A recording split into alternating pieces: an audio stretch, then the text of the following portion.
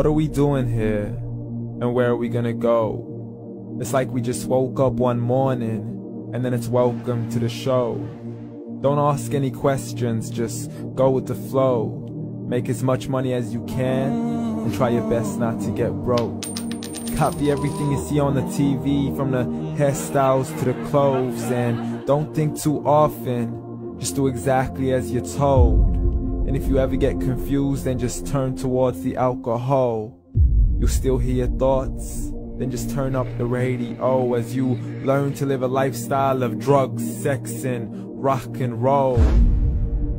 But in all honesty, I just need to know, is there more to the cycle than growing and getting old? Living and dying just to leave behind a happy home and a whole lot of property that somebody else is going to own. I just really need to know before the casket's closed, 'cause I'm not willing to gamble with my soul, nor am I ready to take any chances. These are just simple life questions, and I'm just searching for some answers. Like, what are we doing here? And what is our purpose? How did we get here, and who made us so perfect? And what happens once we go, or is this world all really worth it?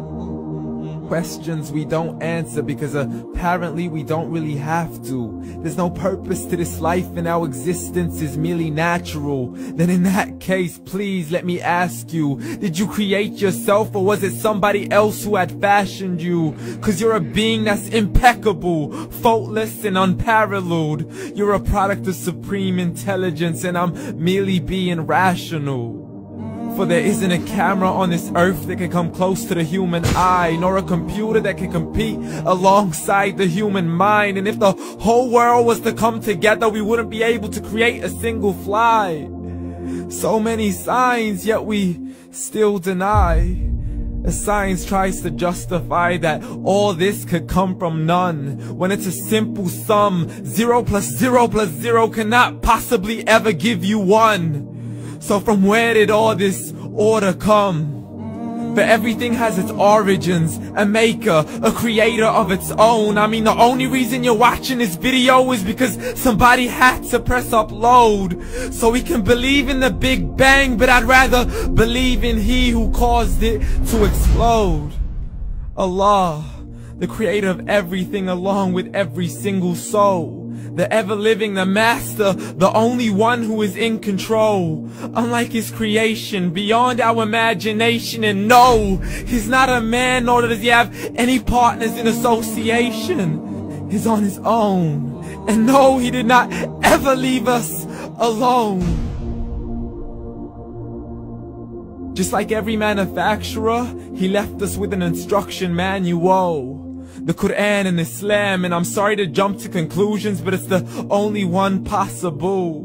The only definition of God is the one and only supreme being. It's logical, a book with 0 contradictions, with miracles that are both scientific and historical, all revealed over 1400 years ago. Like the detailed description of the human embryo. The descriptions of the human embryo in the Quran cannot be based on scientific knowledge in the 7th century. To the mountains as pegs holding firm the earth below, and the 2 seas that don't mix in a complete separate flow. To the planets in orbit, alternating night and day as they stay in flow. The expansion of the universe and the creation of everything from H2O. To the stories of the past and the preservation of Pharaoh. To identifying the lowest point in the land where Persia defeated Rome. The gushing fluid that created man in the glands between the ribs and the backbone. And not a word has changed, it's still the same. So please explain how all this was known over 1400 years ago. To a man who couldn't read or write, as he would recite whatever the angels spoke. And if you still don't believe, please try to come up with something that's even close. But you can't, so we took God as a mockery and his messengers as a joke. Muhammad could not read or write.